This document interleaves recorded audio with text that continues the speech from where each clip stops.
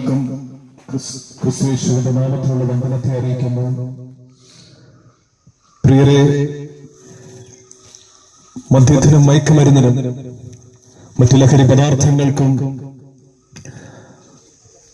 അടിമപ്പെട്ട് ജീവിതത്തിൽ യാതൊരു ലക്ഷ്യവും ഇല്ലാതെ ജീവിക്കുന്ന അനേക പ്രിയപ്പെട്ടവർ അനുഗ്രഹിക്കപ്പെടുവാൻ, അതോടൊപ്പം അനേക പ്രിയപ്പെട്ടവർ ജീവിതത്തിലെ തകർച്ചകളിൽ ജീവിതത്തിൽ എന്ത് ചെയ്യണമെന്നറിയാതെ ജീവിതം വഴിമുട്ടി നിൽക്കുമ്പോൾ ആത്മഹത്യക്കും മറ്റു തീരുമാനമെടുത്ത് ജീവിതത്തെ അവസാനിപ്പിക്കുവാൻ തീരുമാനിക്കുന്ന പ്രിയപ്പെട്ടവരോട് അവരെ ദൈവവചനത്തിലൂടെ അവരുടെ ജീവിതത്തിൽ അവർക്ക് വേണ്ടുന്ന പ്രത്യാശയും പ്രതീക്ഷകളും നൽകുവാൻ ഞങ്ങൾ ഞങ്ങളുടെ ചെറിയ സന്ദേശങ്ങളിലൂടെ ഞങ്ങൾ ആഗ്രഹിക്കുന്നു. പ്രിയരെ, ഞങ്ങളുടെ ചെറിയ വചനവും ഞങ്ങൾ പറയുന്ന ചെറിയ ശബ്ദങ്ങളും ഒരുപക്ഷെ നിങ്ങളുടെ ജീവിതത്തിൽ അത് അനുഗ്രഹമാകുവാണെങ്കിൽ നിശ്ചയമായിട്ടും ദൈവം അതിൽ സന്തോഷിക്കും. ഈ ലോകത്തിലെ ഏറ്റവും വലിയ നേട്ടം, ലോകത്തിലെ പ്രശസ്തി ആർജിക്കുന്നതോ സമ്പന്നനാകുന്നതോ അല്ലെങ്കിൽ ഈ ലോകത്തിൽ മറ്റെന്തെങ്കിലും കാര്യങ്ങൾ കരസ്ഥമാക്കുന്നതോ അല്ല. പ്രത്യുതാൽ ഒരു വ്യക്തി അവൻ ജീവനോടിരിക്കുമ്പോൾ അവൻ ദൈവത്തെ അറിയുകയും അവൻ ദൈവം നൽകുന്ന ഈ ആത്മരക്ഷയെ താൻ ജീവനോടിരിക്കുമ്പോൾ അത് പ്രാപിക്കുന്നതുമാകുന്നു അവന്റെ ജീവിതത്തിലെ ഏറ്റവും വലിയ നന്മ. അതാകുന്നു അവന്റെ ജീവിതത്തിലെ ഏറ്റവും വലിയ അനുഗ്രഹം. ഒരുപക്ഷെ ജീവിതത്തിൽ പല കർമ്മങ്ങളും പല ആചാര അനുഷ്ഠാനങ്ങളും ചെയ്ത് ഈ ആത്മമോക്ഷം എനിക്ക് പ്രാപിക്കാമെന്ന് ഒരുപക്ഷെ ചിന്തിക്കുന്നുണ്ടായിരിക്കും.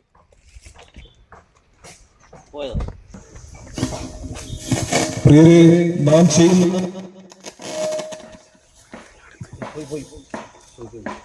ആത്മമോക്ഷം നൽകുവാൻ സാധിക്കുകയില്ല. നമുക്കറിയാം, ഈ കാലഘട്ടത്ത് പലരും പല നേർച്ചകളാകട്ടെ കാഴ്ചകളാകട്ടെ പല കാര്യങ്ങളും അർപ്പിച്ച് അല്ലെങ്കിൽ പല മുഖാന്തരങ്ങളിലൂടെ അവർ ദൈവത്തെ പ്രസാദിപ്പിക്കുവാൻ നോക്കുന്നു. പ്രിയ സ്നേഹിതരെ, നാം മനസ്സിലാക്കണം, മനുഷ്യർ ചെയ്യുന്ന പ്രവൃത്തികളാൽ ഒരിക്കലും അവർക്ക് ദൈവത്തെ പ്രസാദിപ്പിക്കുവാൻ സാധിക്കത്തില്ല. നമുക്കറിയാം, ഏതൊരു മനുഷ്യനിലും പാപം എന്നൊരു വസ്തുതയുണ്ട്. സകല മനുഷ്യരും ജന്മനാ പാപികളാകുന്നു. സകല മനുഷ്യരും അവരുടെ ജീവിതത്തിലെ കർമ്മങ്ങളാൽ, പല വിധത്തിലും വാക്കുകളാൽ, പ്രവൃത്തികളാൽ അവരുടെ ജീവിതത്തിൽ പാപം സംഭവിക്കുന്നു. ഇതുപോലെ മനുഷ്യർ പാപം ചെയ്യുകയും അവർ പല കാര്യങ്ങളും ചെയ്ത് അവർ ദൈവത്തെ പ്രസാദിപ്പിക്കുവാൻ നോക്കുന്നു. എന്നാൽ സ്നേഹിതരെ, നാം നോക്കുക, ദൈവം വിശുദ്ധനായ ദൈവമാകുന്നു. അവനോട് നാം പ്രാർത്ഥിക്കുമ്പോൾ ആ ദൈവത്തെ നാം പ്രസാദിപ്പിക്കാൻ നാം ശ്രമിക്കുന്നവരാണെങ്കിൽ നാം ഒരു കാര്യം മനസ്സിലാക്കണം. നമ്മുടെ പാപ ജീവിതത്തെ നാം ഉപേക്ഷിക്കുമ്പോഴാണ്, നാം ആ ദൈവത്തിനു വേണ്ടി നമ്മുടെ ജീവിതത്തെ സമർപ്പിക്കുമ്പോഴാണ് നമ്മുടെ ജീവിതത്തിൽ ദൈവം പ്രസാദിക്കുന്നത്.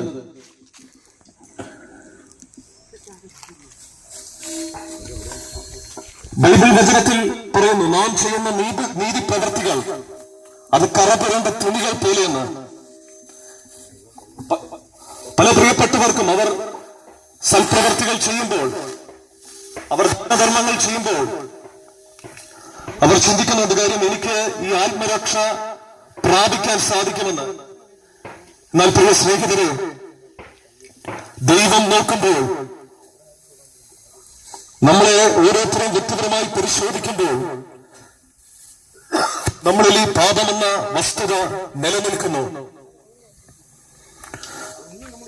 നമുക്കറിയാം, ഇപ്പോഴത്തെ ഈ കാലഘട്ടത്തിൽ പാപം പെരുകി ദേശത്ത് സമാധാനം നഷ്ടപ്പെട്ട അനുഭവങ്ങൾ നടമാടുന്ന ഒരു കാലഘട്ടത്തിലാണ് നാം ഓരോരുത്തരും ജീവിക്കുന്നത്. മദ്യപാനം അനേക കുടുംബങ്ങളെ തകർത്തു. മയക്കുമരുന്ന്, അതുപോലെ പലരും അവരുടെ ജീവിതത്തിലെ പ്രതിസന്ധികളിൽ പ്രതീക്ഷയറ്റ് പലരും ആത്മഹത്യയാൽ തങ്ങളുടെ ജീവിതത്തെ അവസാനിപ്പിക്കുക. പ്രിയരെ, നമുക്ക് ഈ കാലഘട്ടത്തിൽ നമുക്ക് ന്യൂസ് കാണുമ്പോൾ നമുക്ക് തന്നെ നമ്മുടെ ഈ ദേശത്തിന്റെ അവസ്ഥകൾ ഓർത്ത് ലജ്ജ തോന്നും.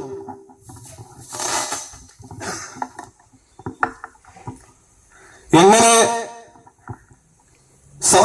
മനുഷ്യർ അവർ നല്ലവരായി ജീവിക്കണമെന്ന് അവർക്ക് താല്പര്യമുണ്ട്. പക്ഷെങ്കിൽ ഞാൻ മുമ്പേ പറഞ്ഞതുപോലെ ഈ പാപം എന്ന വസ്തുത അവന് ദേഹിയിൽ ഉള്ള കാലത്തോളം അവന് നല്ലവരായി ജീവിക്കണമെന്ന് അവൻ ആഗ്രഹിക്കുന്നു. പക്ഷേ അവന്റെ ജീവിതം തിന്മയില കലാശിക്കുന്നത്.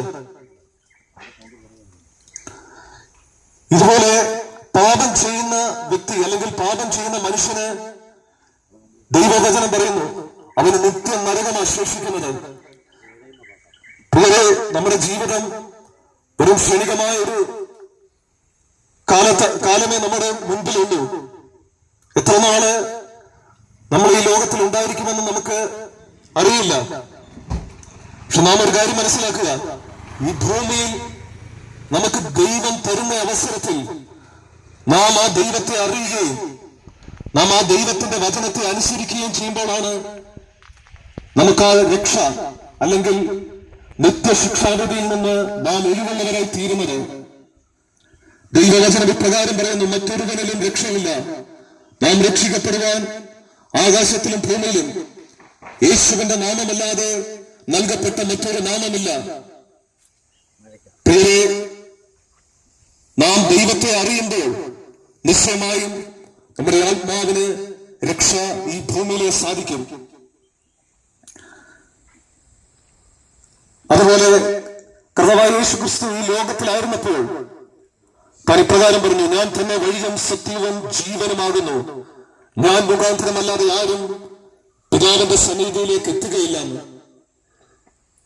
പ്രിയരെ, വഴിയും സത്യവും ജീവനുമായ ഈ യേശുവിനെ താങ്കൾ സ്വീകരിക്കുമെങ്കിൽ നിശ്ചയമായിട്ട് ഞങ്ങളുടെ ശബ്ദം കേൾക്കുന്ന താങ്കളുടെ ജീവിതത്തിൽ അനവധി പരാജയങ്ങൾ സംഭവിച്ച ഒരു വ്യക്തിത്വമായിരിക്കാം. അല്ലെങ്കിൽ താങ്കൾ പല വിധത്തിലും ദൈവത്തെ പ്രസാദിപ്പിക്കുവാൻ ശ്രമിക്കുന്ന ഒരു വ്യക്തിയായിരിക്കാം. പക്ഷെ പ്രിയരെ, ഈ യേശുവിനെ താങ്കൾ അറിയുമ്പോൾ നിശ്ചയമായിട്ടും തങ്ങളുടെ ജീവിതത്തിൽ ഒരു പുതുക്കമുണ്ടാകും. നിങ്ങളോട് ഈ ശബ്ദത്തിലൂടെ സംസാരിക്കുന്ന എന്റെ ജീവിതത്തിൽ പല പ്രതിസന്ധികളും വന്നു. ആ അവസരങ്ങളിൽ ഞാൻ എന്റെ യേശുവിന് വേണ്ടി ജീവിതത്തെ സമർപ്പിച്ചപ്പോൾ എന്റെ ജീവിതം നിത്യനരകത്തിലേക്കാണ്. പ്രിയരെ, അതുകൊണ്ട് ഞങ്ങൾ ഈ വചന സന്ദേശങ്ങളിലൂടെ ആ ലക്ഷ്യത്തിലേക്ക് ജനങ്ങളെ എത്തിക്കണമെന്ന് അതിയായ ആഗ്രഹത്തോടെ ഞങ്ങൾ സംസാരിക്കുന്നു. ഇന്നൊരു പക്ഷെ നിങ്ങളുടെ ജീവിതത്തിൽ, നിങ്ങളുടെ ശബ്ദം കേൾക്കുന്ന നിങ്ങളുടെ ജീവിതത്തിൽ എല്ലാ പ്രതീക്ഷകളും നഷ്ടപ്പെട്ട ഒരു വ്യക്തിയായിരിക്കാം താങ്കൾ. താങ്കളുടെ രോഗാവസ്ഥയിൽ താങ്കൾ വൈദ്യശാസ്ത്രത്തെ ആശ്രയിച്ച വ്യക്തിയായിരിക്കാം. അല്ലെങ്കിൽ വിട്ടുമാറാത്ത പാപ സ്വഭാവത്താൽ താങ്കൾ അതിൽ നിന്ന് മോചനം പ്രാപിക്കാതെ ഭാരപ്പെടുന്ന ഒരു വ്യക്തിയായിരിക്കാം. പക്ഷെ പ്രിയരെ, യേശുവിന്റെ നാമത്തെ താങ്കൾ വിളിച്ചപേക്ഷിക്കുമ്പോൾ താങ്കൾ കടന്നു പോകുന്ന ഏതവസ്ഥകളിൽ നിന്നും താങ്കളെ വിടുവിക്കുവാൻ, താങ്കളെ രക്ഷിക്കുവാൻ ഈ ദൈവം മതിയായവനാണ്. ഞാൻ എന്റെ അനുഭവം ഒരു വാക്കിൽ പറയണമെന്ന് ഞാൻ ആഗ്രഹിക്കുന്നു. നിങ്ങൾക്ക് 12 വർഷങ്ങൾക്ക് മുമ്പ് ഒരു രോഗബാധയാൽ ഞാൻ ഒത്തിരി ഭാരപ്പെട്ട ആയിരുന്ന അനുഭവങ്ങളുണ്ട്. അന്ന് ഞാൻ പോകാത്ത ആശുപത്രികളില്ല, കാണാത്ത വൈദ്യന്മാരില്ല. അന്നെല്ലാ ജീവിതത്തിലെ പ്രതീക്ഷകളും നഷ്ടപ്പെട്ടപ്പോ ജീവിതം അവസാനിപ്പിച്ചാലോ എന്ന് ചിന്തിച്ച ഒരു വ്യക്തിയാണ് നിങ്ങളോടൊന്ന് സംസാരിക്കുന്നത്. പക്ഷേ ഇതുപോലെ ആരൊക്കെയോ കവലകളിലും തെരുക്കോണുകളിലും നിന്ന് സുവിശേഷം അറിയിച്ചപ്പോ അത് ഞാൻ എന്റെ ജീവിതത്തിൽ ഏറ്റെടുക്കുവാനിടയായി. ഞാൻ എന്റെ ജീവിതം ഈ ദൈവത്തിന്റെ മുമ്പാകെ സമർപ്പിച്ചു. പ്രിയരെ, അന്ന് മുതൽ എന്റെ ജീവിതത്തിൽ പരിവർത്തനങ്ങൾ ഉണ്ടായി. അതിനു മുമ്പ് ഈ ലോകപ്രകാരം ജീവിച്ചൊരു വ്യക്തിയായിരുന്നു നിങ്ങളോടൊന്ന് സംസാരിക്കുന്നത്.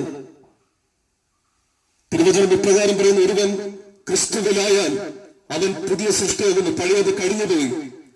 പ്രിയരെ, ഇതുപോലെ നമ്മുടെ ജീവിതത്തിൽ ഭൂതകാല ജീവിതത്തിൽ നമുക്ക് അനവധി ഒരുപക്ഷെ തിക്താനുഭവങ്ങളിലൂടെ കടന്നുപോയവരായിരിക്കാം നിങ്ങൾ. പല കഷ്ടവും കയ്പമേറിയ അനുഭവങ്ങളിലൂടെ പോയവരായിരിക്കാം താങ്കൾ. പക്ഷെ താങ്കൾ യേശുവിനെ സ്വീകരിക്കുമ്പോൾ, ഹൃദയത്തിൽ രക്ഷകനായി അംഗീകരിക്കുമ്പോൾ, താങ്കളുടെ ജീവിതത്തിൽ ഒരു ലക്ഷ്യം കൈവരിക്കുക. താങ്കളുടെ അവസ്ഥകൾ എത്ര തകർന്ന അനുഭവങ്ങളായാലും, ഒരുപക്ഷെ സാമ്പത്തിക ക്ലേശത്തിലൂടെ പോകുന്നവരായിരിക്കാം താങ്കൾ. ഈ ശബ്ദം കേൾക്കുന്ന നിങ്ങൾ മാറാവ്യാധിയാൽ ഭാരപ്പെടുന്ന വ്യക്തിയായിരിക്കാം. പക്ഷെ ഈ യേശുവിനെ താങ്കൾ സ്വീകരിക്കുവാൻ തയ്യാറാണോ? നിശ്ചയമായിട്ടും താങ്കളുടെ ഈ ഭൂമിയിലെ പരിഹാരം ലഭിക്കപ്പെടാത്ത വിഷയത്തിന്മേൽ ദൈവം താങ്കൾക്ക് പരിഹാരം നൽകുവാനിടയാകും. അതിനേക്കാളൊക്കെ ഉപരിയായി പ്രിയരെ, ഈ ഭൂമിയിൽ നാം നേടുന്നത് എല്ലാം നാം ഈ ഭൂമിയിൽ വെച്ച് തന്നെ വിട്ടുകളഞ്ഞിട്ട് പോകേണ്ടവരാ. എത്ര സമ്പത്ത് നാം നേടിയാലും ഇതൊക്കെ മരണത്തിന് ശേഷം നാം ഇതൊന്നും കൊണ്ടുപോകുകയില്ല. തിരുവചനം ഇപ്രകാരം പറയുന്നു, ഒരു മനുഷ്യൻ സർവ്വലോകം നേടിയാലും തന്റെ ആത്മാവിനെ അവൻ നഷ്ടപ്പെടുത്തിയാൽ വ്യർത്ഥമത്രയെന്ന്. പ്രിയരെ, നാം ഈ ഭൂമിയിൽ നേടുന്നതെല്ലാം നാം ഇവിടെ കൊണ്ട് നമ്മ അവസാനിപ്പിക്കുവാനിടയുന്നു. പക്ഷേ ഈ ആത്മരക്ഷ പ്രാപിച്ച ഒരു വ്യക്തി ഈ ഭൂമിയിൽ വെച്ച് ദൈവത്തെ അറിയുകയും ദൈവത്തിന്റെ കൽപ്പന അനുസരിക്കുകയും ചെയ്യുമ്പോൾ നിശ്ചയമായിട്ടും ആ വ്യക്തിക്ക് ഈ ഭൂമിയിൽ വെച്ച് തന്നെ ആത്മമോക്ഷം അവൻ പ്രാപിക്കും. അത് മാത്രമേ അവനെ നിത്യതയിൽ എത്തിക്കുകയുള്ളൂ. അത് മാത്രമേ അവനെ സ്വർഗത്തിലേക്കുള്ള വഴി തുറക്കപ്പെടുവാൻ മുഖാന്തരമാക്കുകയുള്ളൂ. അങ്ങനെയെങ്കിൽ പ്രിയ സ്നേഹിത, ഈ ഉച്ചയോടനുബന്ധിച്ച് ഈ സമയത്ത് ഞങ്ങൾ ഒറ്റ വാക്കിൽ താങ്കളോട് ഈ സത്യസുവിശേഷം പങ്കുവെക്കുവാൻ ഞങ്ങൾ ആഗ്രഹിക്കുന്നു. മറ്റൊരുവനിലും രക്ഷയില്ല. നാം രക്ഷിക്കപ്പെടുവാൻ ആകാശത്തിലും ഭൂമിയിലും യേശുവിന്റെ നാമമല്ലാതെ മറ്റൊരു നാമവും ഇല്ല. പ്രിയരെ, താങ്കളുടെ ജീവിതത്തിൽ ഇന്ന് ഏത് അനുഭവങ്ങളായിരിക്കാം താങ്കളെ ഭാരപ്പെടുത്തുന്നത്, തളർത്തുന്നത്? നിങ്ങൾ ഭാരപ്പെടേണ്ട. നിങ്ങളെ രക്ഷിക്കുവാൻ, നിങ്ങളെ വിടുവിക്കുവാൻ, നിങ്ങളുടെ ജീവിതത്തിന് പുതിയ പ്രതീക്ഷ നൽകുവാൻ ഈ ദൈവം ആഗ്രഹിക്കുന്നു. ആ ദൈവത്തിന് മുമ്പാകെ നിങ്ങളെ തന്നെ ഇന്ന് നിങ്ങൾ സമർപ്പിക്കുവാൻ തയ്യാറാണെങ്കിൽ, ഇന്ന് താങ്കൾ കടന്നു പോകുന്ന ഏത് കഷ്ടതയേറിയ അനുഭവമാണെങ്കിലും താങ്കളെ വിടുവിക്കുവാൻ, താങ്കളെ രക്ഷിക്കുവാൻ യേശു മതിയായവനാകുന്നു. അങ്ങനെയെങ്കിൽ പ്രിയരെ, ഒരു നിമിഷം നിങ്ങളായിരിക്കുന്ന സ്ഥാനത്ത് ഈ ദൈവത്തോടൊന്ന് പ്രാർത്ഥിക്കുവാൻ താങ്കൾ തയ്യാറാണോ? നിശ്ചയമായിട്ടും ദൈവം താങ്കളെ വിടുവിക്കും. തിരുവചനത്തിൽ ഇപ്രകാരം പറയുന്നു, ഞാൻ വാതിൽക്കൽ നിന്ന് മുട്ടുന്നു, ആരെന്റെ ശബ്ദം കേട്ട് ആ വാതിൽ തുറക്കുന്നുവോ അവൻ എന്റെ കൂടെ ഒരുമിച്ച് അത്താഴം കഴിച്ച് എന്നോട് കൂടെ കൂട്ടായ്മ ആചരിക്കുമെന്ന് തിരുവചനം പറയുന്നു. പ്രിയരെ, യേശു താങ്കളുടെ ഹൃദയവാതിൽക്കൽ നിന്ന് ഇന്ന് ഉച്ചയോടനുബന്ധിച്ച സമയത്ത് ഈ വചനത്തിലൂടെ താങ്കളുടെ ജീവിതത്തിൽ പ്രവേശിക്കുവാൻ, താങ്കളുടെ ജീവിതത്തിൽ നന്മ നൽകുവാൻ, പുതിയ പ്രതീക്ഷ നൽകുവാൻ, താങ്കളുടെ ജീവിതത്തെ അനുഗ്രഹമാക്കുവാൻ ഈ ദൈവം ആഗ്രഹിക്കുന്നു. ഇന്ന് നിങ്ങളുടെ ജീവിതത്തെ ഈ ദൈവത്തിന് മുമ്പാകെ സമർപ്പിക്കാമോ? പ്രിയരെ, ഞങ്ങൾ ഉറപ്പ് പറയുന്നു, ഞങ്ങളെ വിടുവിച്ച, ഞങ്ങളുടെ കഷ്ടതകളിൽ ഞങ്ങളെ സഹായിച്ച, ഞങ്ങളുടെ ജീവിതത്തിൽ പാപത്തിൽ ജീവിച്ച് ഒരു ലക്ഷ്യബോധവുമില്ലാതെ ജീവിതം തന്നെ വെറുത്തു കഴിഞ്ഞ ഞങ്ങളുടെ ജീവിതത്തിൽ പ്രതീക്ഷ നൽകി, ഞങ്ങളുടെ പാപത്തിൽ നിന്ന് ഞങ്ങളെ വിടുവിച്ച്, ഞങ്ങളുടെ ജീവിതത്തിന് നന്മ നൽകി, ഞങ്ങളുടെ ജീവിതത്തിന് പ്രതീക്ഷ നൽകി, ഈ നിത്യമായ വസ്തുതയിൽ അതിനെക്കുറിച്ച് ഹല്ലേലൂയ പ്രതീക്ഷകൾ നൽകി ഞങ്ങളെ ദൈവം സ്വതന്ത്രരാക്കിയെങ്കിൽ നിശ്ചയമായും ആ ദൈവം നിങ്ങളെയും സ്വതന്ത്രരാക്കും. നിശ്ചയമായിട്ട് താങ്കളുടെ ജീവിതത്തിലും നന്മകൾ നൽകി ആ നിത്യ തുറമുഖത്ത് ദൈവം നിങ്ങളെ എത്തിക്കും. ഒരു നിമിഷം ഈ ദൈവവചനത്തിന്റെ മുമ്പാകെ നിങ്ങളെ തന്നെ സമർപ്പിക്കുമോ? അങ്ങനെയെങ്കിൽ ഞങ്ങൾ നിങ്ങൾക്ക് വേണ്ടി ഒരു വാക്ക് പ്രാർത്ഥിക്കുവാൻ ആഗ്രഹിക്കുന്നു. പ്രിയരെ, നിങ്ങൾ പ്രാർത്ഥിക്കുമ്പോൾ പരമാർത്ഥ ഹൃദയത്തോടെ നിങ്ങൾ യേശുവിന്റെ നാമത്തിൽ നിങ്ങൾ പ്രാർത്ഥിക്കുക.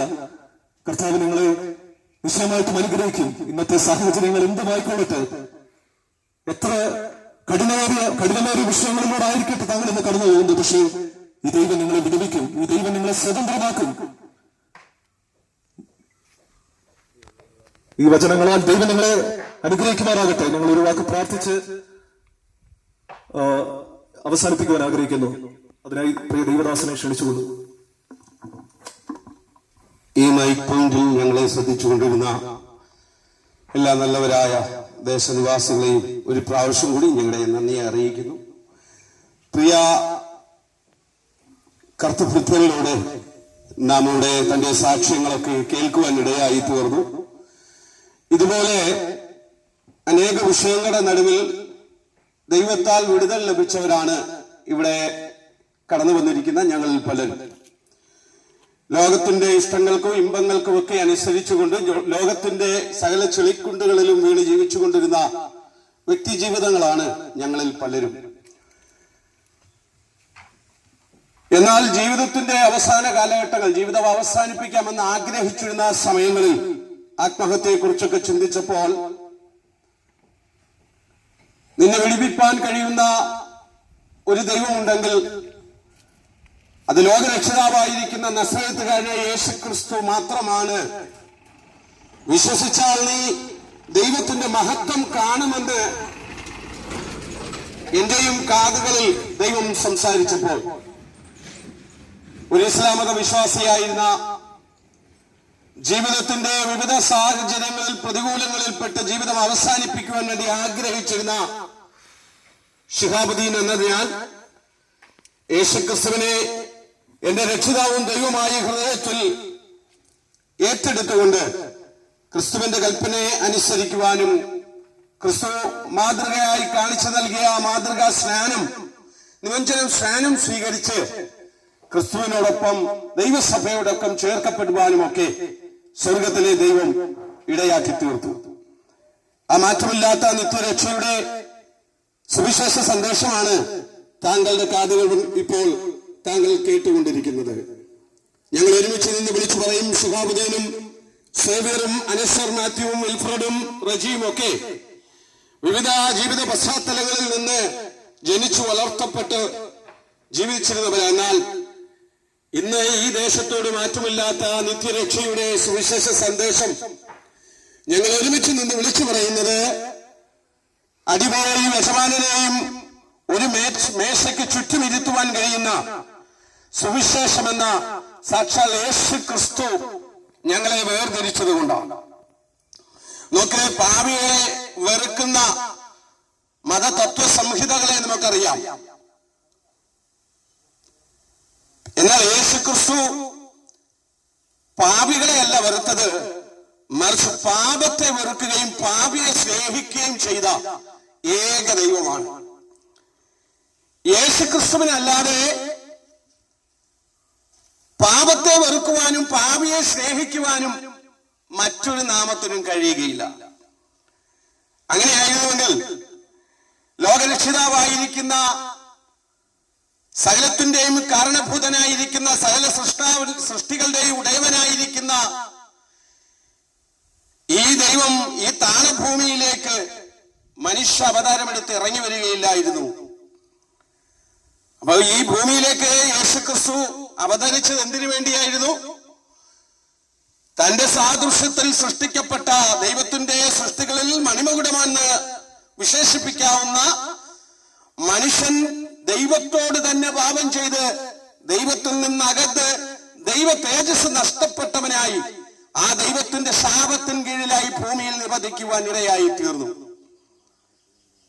ഈ മനുഷ്യനെയും ദൈവത്തെയും തമ്മിൽ നിരപ്പിക്കുവാൻ യേശു എന്ന രക്ഷിതാവ് ഈ ഭൂമിയിലേക്ക് അവതരിക്കുവാൻ ഇടയായി തീർന്നു. നോക്കുകയാണ്, തന്റെ സാദൃശ്യത്തിൽ സൃഷ്ടിച്ച ഈ മനുഷ്യൻ നിമിത്തം സൃഷ്ടാവായിരിക്കുന്ന ദൈവം തന്റെ ദൈവത്വത്തെ മാറ്റിവെച്ച് പൂർണ്ണ മനുഷ്യനായി ഈ ഭൂമിയിലേക്ക് ഇറങ്ങി വരേണ്ട സാഹചര്യം മനുഷ്യൻ ഉണ്ടാക്കി വെച്ചു. എന്താണ് കാരണമെന്നറിയാമോ? ദൈവത്തിന്റെ കൽപ്പനയെ ലംഘിച്ചു. ദൈവത്തിന്റെ കൽപ്പനയെ ലംഘിച്ചപ്പോൾ ദൈവ തേജസ് നഷ്ടപ്പെട്ടവരായി, ദൈവത്തോട് പാപം ചെയ്തവരായി മനുഷ്യൻ ഈ ഭൂമിയിലേക്ക് ശാപജന്മമെടുത്തു വരുവാൻ ഇടയായി തീർന്നപ്പോൾ ആ ദൈവം ഈ മനുഷ്യനെ ശാപത്തിൻ കീഴിൽ നിന്ന് രക്ഷിക്കുവാൻ, പാപത്തിന്റെ അടിമത്തത്തിൻ കീഴിൽ നിന്ന് രക്ഷിക്കുവാൻ യേശു മനുഷ്യപുത്രനായി ഭൂമിയിലേക്ക് അവതരിക്കുക. ഈ ഭൂമിയിൽ അവതരിച്ചു.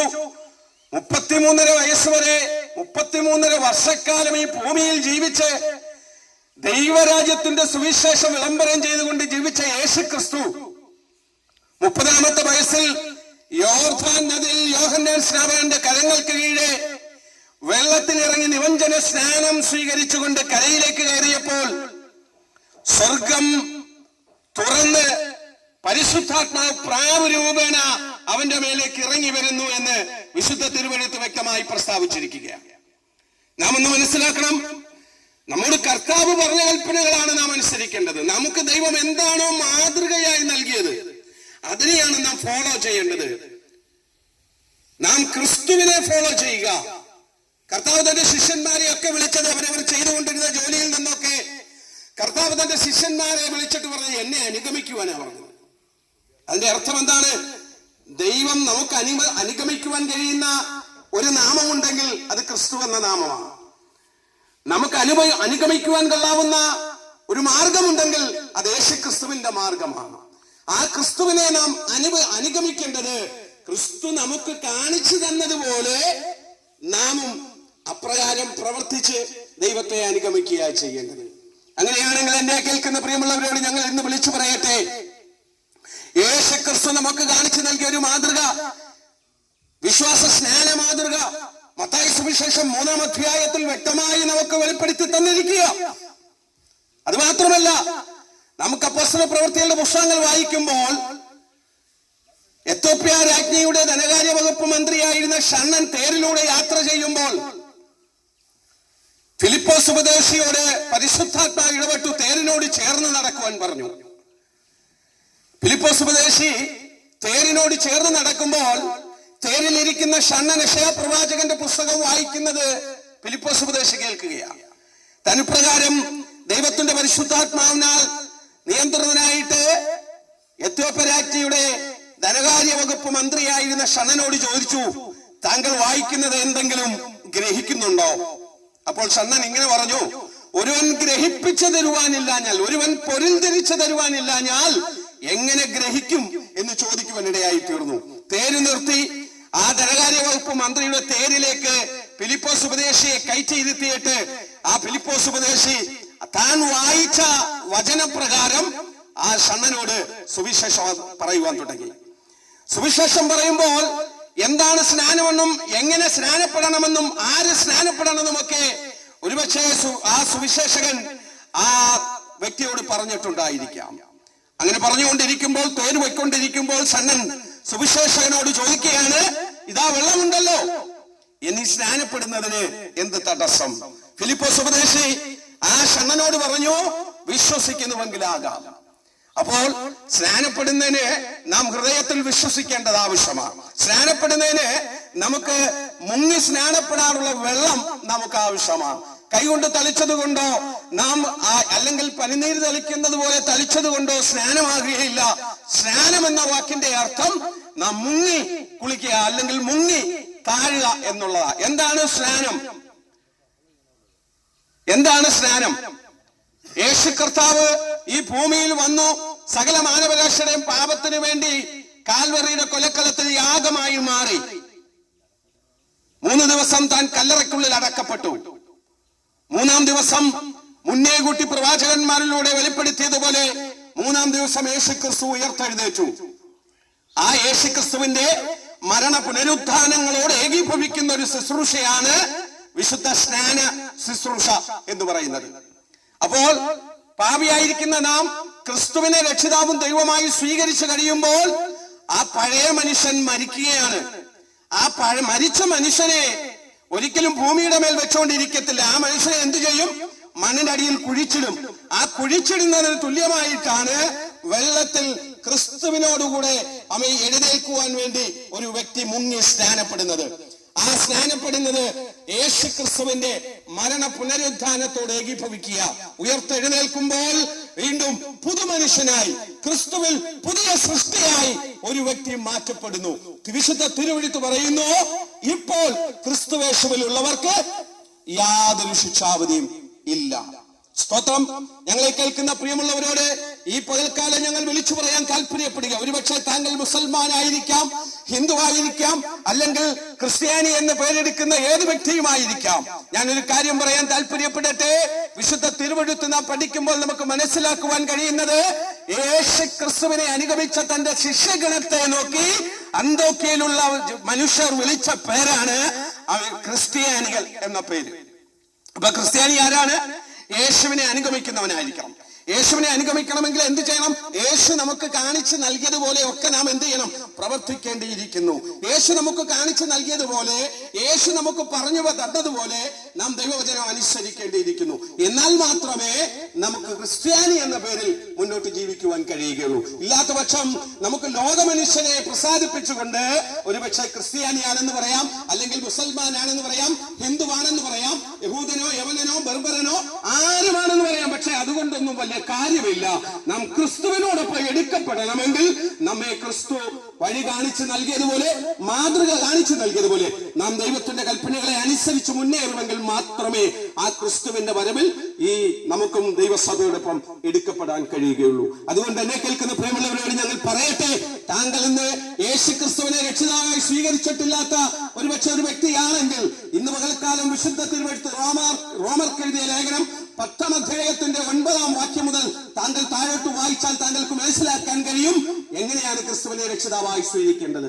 ഹൃദയത്തിൽ യേശുവിനെ രക്ഷിതാവായി വിശ്വസിക്കുകയും അതരം കൊണ്ട് രക്ഷയ്ക്ക് വേണ്ടി ഏറ്റുപറയുകയും ചെയ്യുമ്പോൾ ഒരുവൻ രക്ഷിക്കപ്പെട്ടു എന്ന് വിശുദ്ധ തിരുവെഴുത്ത് പറയുന്നു. രക്ഷിക്കപ്പെടുന്നവരെ കർത്താവ് ദിനംപ്രതി സഭയോട് ചേർത്തുവെന്ന് വിശുദ്ധ തിരുവെഴുത്തിൽ വ്യക്തമാക്കി പറയുന്നു. അങ്ങനെയാണെങ്കിൽ ക്രിസ്തുവിന്റെ സഭയാകുന്ന ദൈവസഭയോടൊപ്പം നാമും ചേരണമെങ്കിൽ ഈ ക്രിസ്തുവിനെ രക്ഷിതാവും ദൈവമായി സ്വീകരിച്ച് ക്രിസ്തു കാണിച്ചു നൽകിയ മാതൃക പ്രകാരം സ്നാനപ്പെട്ട് ക്രിസ്തുവിന്റെ വാഗ്ദത്തമാകുന്ന പരിശുദ്ധാത്മാവിനെ നാം പ്രാപിച്ചുകൊണ്ട് ദൈവത്തിൽ വേർപാടും വിശുദ്ധിയും പാലിച്ച് ജീവിച്ചാൽ നമുക്ക് കർത്താവിന്റെ വരവിൽ ദൈവസഭയോടൊപ്പം എടുക്കപ്പെടുവാൻ ഇടയായി തീരും. അല്ലാത്ത പക്ഷം നാം ക്രിസ്ത്യാനിയാണെങ്കിലും മുസൽമാനാണെങ്കിലും ഹിന്ദുവാണെങ്കിലും ആരാണെന്ന് പറഞ്ഞാലും നാം നിത്യശിക്ഷാവിധിയിലേക്ക് തള്ളപ്പെടുവാൻ ഇടയായി തീരും.